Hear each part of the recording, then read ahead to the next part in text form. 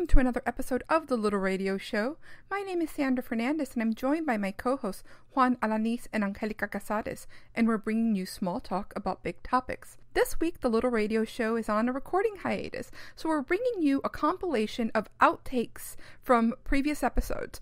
These are portions of conversations that had to be pulled out of episodes due to time constraints and didn't quite make it into a digital extras episode. Just a reminder that you can catch us every week on Thursdays at 2 p.m. Central Time on hmsnetradio.org. Our show archives and the link to our iTunes and Stitcher channels are available at thelittleradioshow.com. Most new listeners of this show found out about it through a friend or a blog post. If you're someone who has told someone else about The Little Radio Show, thank you so much. Really, it means a lot to us. Keep telling your friends, and if you happen to write something about the show, send us a link or tag us somehow so we can share it. In one of our frequent conversations about music, we delved into our histories with Tejano music, regional music, and yes, Juan even goes into his love for J-Lo once again. Trust me, it gets better. I hope to raise... Do you remember Tejano? I hope to raise... See, I never learned to dance Tejano. My youngest sister was really into Tejano music. She did all the clubs, and she had, like, the Tejano wear and whatever. I never learned to dance Tejano. I remember Tejano because that was huge when we were, like, when I was growing up, and it was, like, they had, the school had, like, Tejano dances, and, like, they would open up the whole, like, gym cafetorium. Gym cafetorium, basically. And they would move all the tables, and you'd have balloons out, and it was, like, all, like, the Emilio Navaira, you know, Elsa Garcia, Selena, of course. And they had they would switch into like the bookies and stuff. Yeah. We have a lot of pictures. And then shortly after that was Quebradita. See, I never learned Quebradita. But I never enjoyed it. Jaripeos, like with my sisters, and we would see that, and it was like, and I'm still amazed at the way they would throw them up.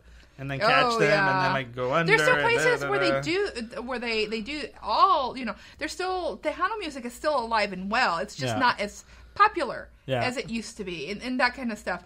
You know, when going back to stuff that you like, my dad was very traditional. Okay.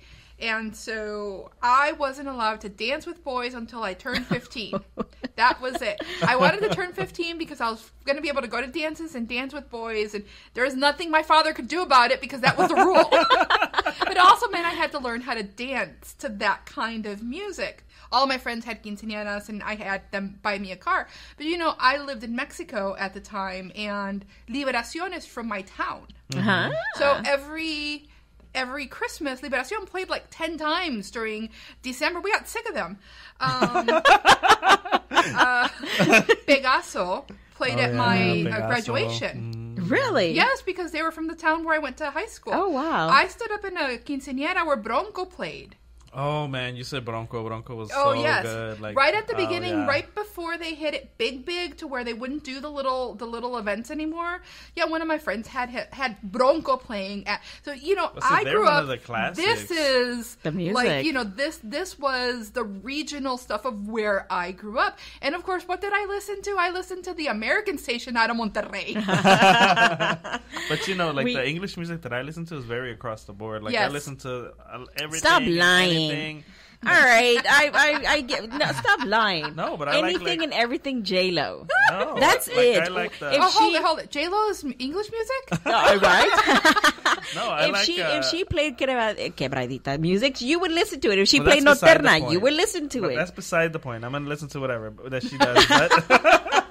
But in general, like music, I like Gloria Estefan. Like I like you know, things that are current now. I don't really like a lot of the new music, and me and Edgar go back and forth because I'm like, he's like that girl that sings really loud and hits those really high notes and she sounds really bad. Right, I'm like, she's the best singer. Don't leave her alone. The following outtake is part of a conversation about gender roles in families and in parenting especially, as well as a different take or our differences of opinion on the word machismo. And so here's the thing. When one of my sisters went back to work after she had her son, she got a lot of flack from people. She's like, what do you mean you're not taking longer? You're not going to take the year off to stay? You don't want to spend time with your child? Yeah, I know. And my sister's like, well, why is it so bad for me to want to return? It doesn't mean that I don't love him. I want to return to my job. I like what I do. And for some reason, apparently that made her a bad mom. My brother-in-law, because being a bad mom makes you a bad person. My brother-in-law, on the other hand, if he watched, quote unquote, the kids for one afternoon, got nothing but praises. They're his kids. No offense. They're his kids. One afternoon is just one afternoon and 7 days of that week. Yeah. No. So he got a lot of praise for doing what she did every day because for some reason that just was unexpected or outside the norm. Yeah. Now, I do want to go back to something that we were talking about earlier, and I think, and I've said this many times, but like on my blog and different places, that I think the word machismo gets a bad rap so many times. For a good reason. And I don't think that it's necessarily a bad word. I don't believe it's a bad word because just like sometimes you need, a certain amount of feminism, sometimes you need a certain amount of machismo, and I don't think that it should have as bad of a stigma as it does. Well, I'm taking the bus home. I'm taking the bus home. That's it. I'm taking the bus home. But I just wanted to go on the record on saying that. My problem with that is I've lived in Mexico where the laws are very different. The community is very different. Once you've lived in a country where you can be asked to do a pregnancy test before they give you a job. It's a little bit different. But when you see companies that won't hire married women because they're going to have babies, where you have friends who were quite literally bullied out of engineering schools because only 3 girls were in the entire engineering school, and by the end of that year only 1 made it because they were so bullied. It takes on a different tact. The U.S. is so far ahead when it comes to that stuff. Mexico, machismo is a completely different thing than what you would consider it to be. And I think that's too. But that's too extreme, and I think that there's an extreme to feminism too. There is. So no, absolutely. That's why I'm saying there is an extreme to feminism. That's why I caveat it with saying I am not. Everyone. If there's some people who when you say the word feminist and they're like, oh well, you must hate men. No, I love men, and the men in my life are wonderful. Even if you have to bump them upside the head every once in a while, remind them. Can I go back to the gender roles really quick?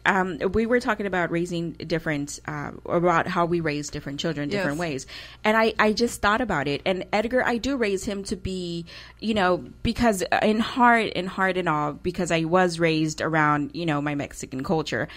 I do teach him and I do show him certain things like opening the door for his cousins or walking his cousin home or making sure he does even when his cousins are older than him. Yes. It's like you need to make sure that doesn't fall on her. And I'm Latina enough that I expect that. Yeah, and sometimes I'm like, is there a double standard that I'm doing there? Is it? But this is the way I want my son to view the world. Not every woman he sees in front of him, if she is not, I don't want him to be like the knight in shining armor. Yes, most definitely. Or I want him to be a citizen to where if ever help is needed from a male, because I believe males have that courtesy enough with each other. Like if they can see one or the other in need, they'll help each other.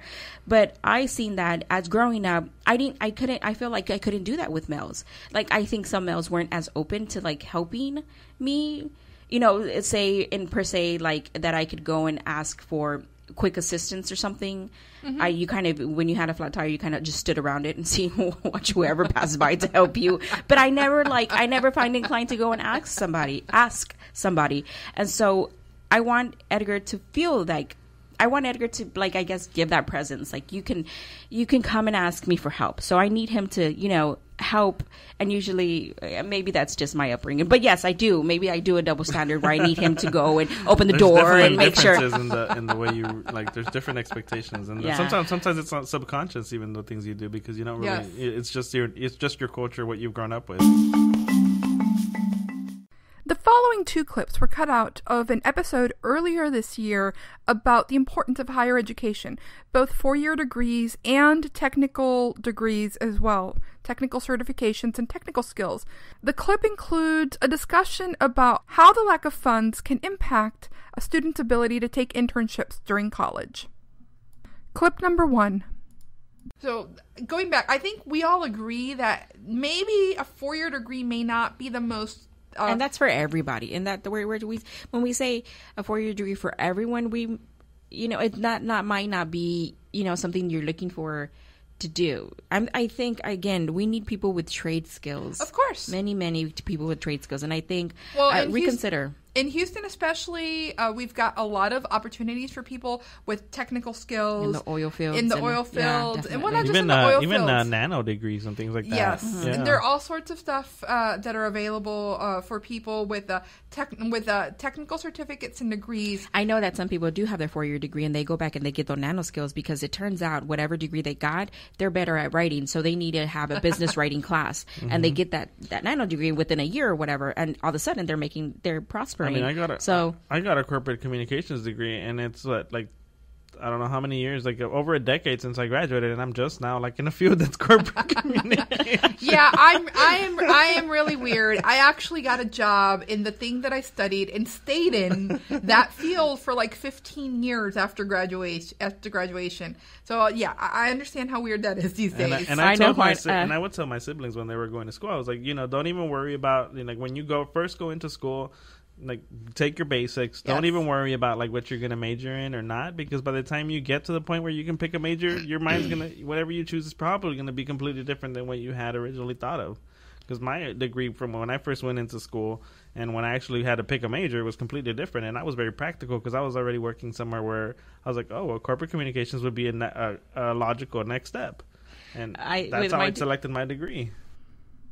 Clip number 2. But yeah, I'd like to go back to what Juan was saying about internships. There's an interesting argument being made about the internships being one of the things that are actually dividing the haves from the have-nots. Mm-hmm. Because there are certain degrees that to do a really good internship, they're not all available in your city. Yeah. So if it's talking about taking an internship for summer in another city and they're not paying you any money, your family or someone has to actually pay for your room and board and other expenses for those months.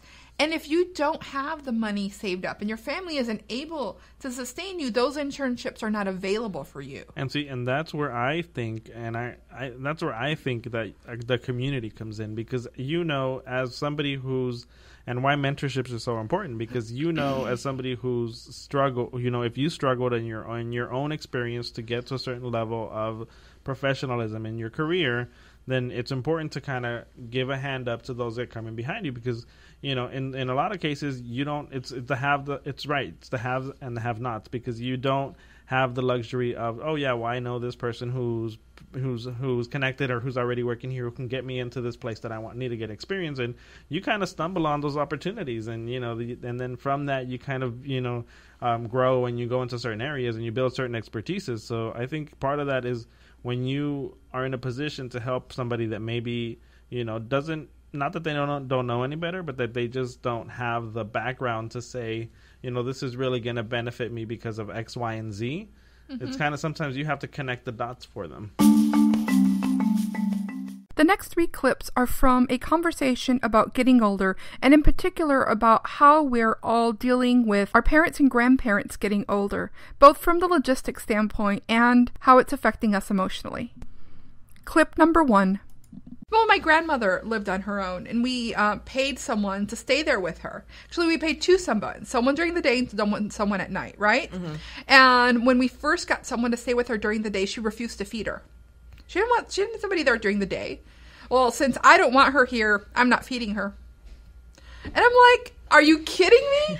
She didn't want somebody there. She can do it fine. She can do it fine. She could barely walk. She didn't want anybody in her home, though. And she got overridden. Well, she did the passive-aggressive, I'm not going to, cooperate with what you're telling me to do thing.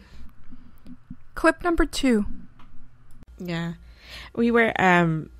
So we're as you mentioned, Sandra thinks a lot. We're a little bit older, and we were looking at properties. You're in your 30s. Seriously, we were looking at properties for the basis of that. Yes. We're actually acres at this point, because we want to be able to have, if we need to, add on, structures to the land, so we can have our aging, family members move in. family members like in-laws and my mom or my dad, or at this point like my aunt who has no children, if she needs to be, like that's my basis behind it. That's my thought process behind it, is we're looking for acres at this point. So, and it is right. Who's going to take care of us? I don't know. Maybe we'll think about it when we're 50. And let's hope that they don't say the things about us that we're saying about our I'm sure they will. Clip number 3. Well, Yeah.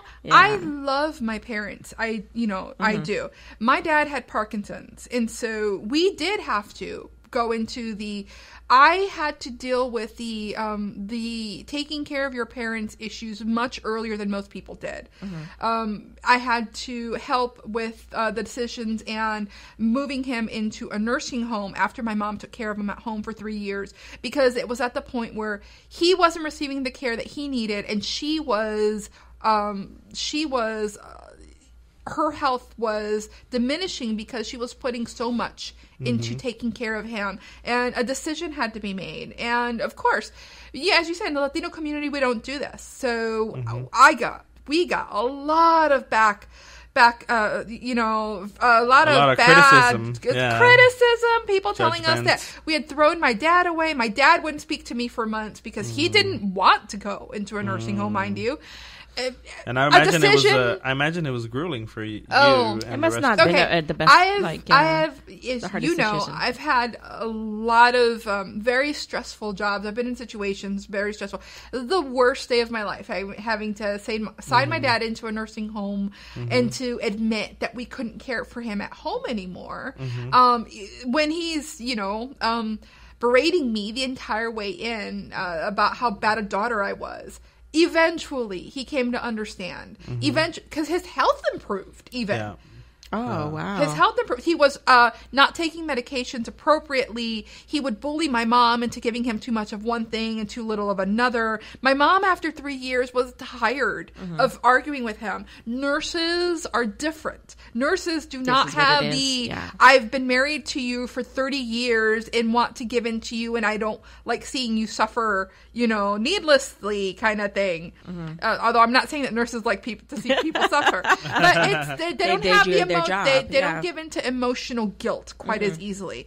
And so my father was over medicated. He was all sorts of other stuff. But there were endless meetings with his neurologist and with the social worker and with the people in charge of the facility where he was, and then coordinating holidays so that we could have him in and out before he got too tired. Thanksgiving was usually, we had 2 Thanksgivings. We had a small Thanksgiving earlier in the day without everybody so that we could celebrate with him. Then we returned him to the nursing home, and then we had the actual Thanksgiving with lots and lots of people, because by then he was in a wheelchair. And our last clip comes from a recent conversation about Latinos in entertainment, and quite frankly, about how few there are. Yeah. I mean, even, what's his name? George Lopez. Yeah. He launched a show. It didn't last. It did well enough. It did well enough for it to go on for a couple of seasons. I mean, he had a pretty good success with that show, and I think he made his claim to fame was really that show. No, not the George Lopez show. He had a show that ran on cable, and I think it only lasted. That. Yeah. I mean, I think it only lasted maybe a year or two. And it didn't really do well. But that's the thing. That's the thing. There's for being a TV host, or you don't. Here's the thing. There's a range of actors and actresses, and I think maybe it's going back to the same ones. Because if you have a range of actresses on that side that play more the Anglo side, and then you have that range of actresses that you play more of the African American side, and then you have the range of the Latinos that play that side too. You can't expect them all to fight for one role when you're only doing one show. Like, there has to be more. Yeah. There has to be more. For example, and we're hearing a lot of this come out of Hollywood right now about how, I went to try out for a show and they go, it's not a Latina role. Yeah. And we're like, well, do you hear my English? I can speak English too. Yeah. But the thing about Superstore, it wasn't written for a Latina. I know.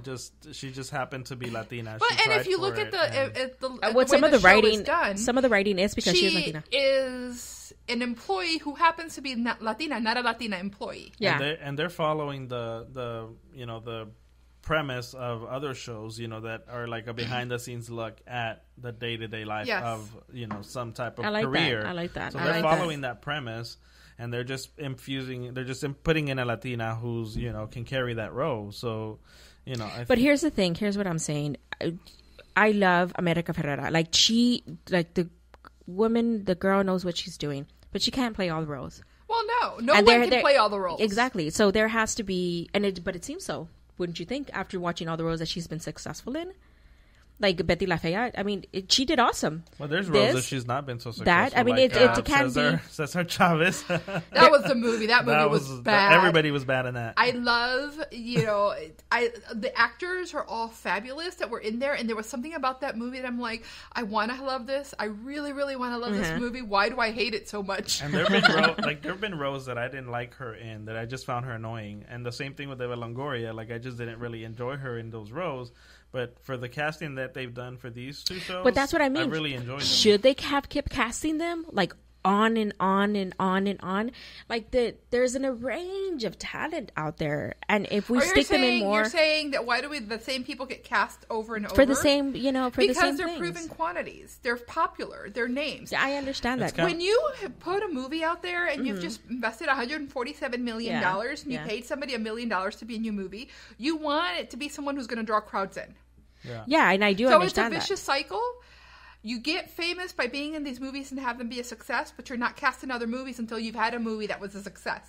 But you I don't like that merry-go-round. And you still have to pay your dues. But look at somebody like Gina Rodriguez, who was virtually a nobody, like in the entertainment world, a couple years ago, and then she just kind of has skyrocketed. And Jane the Virgin, has kind of been her claim to fame. I love Jane the Virgin. It's so funny. Okay, so here we are, Jane the Virgin. Now she's in the, and I do maybe if you're if anybody's listening out there, let's see if we can make this happen. If Jane the Virgin, like once that air goes off, we can make her to an actual superstar where she's just a star. And all those other Latina roles, we can cast other Latinas. But she's like already maybe a star. That should happen. She's already crossed that bridge. And the thing is that she's not only done it on that show, but she's also done it by being very vocal about the Hispanic community and being very vocal about diversity and things that people can stand behind. Do we have a Latina Jennifer Lawrence? No, we don't have a Latina Correct. Jennifer Lawrence. Correct. Yet.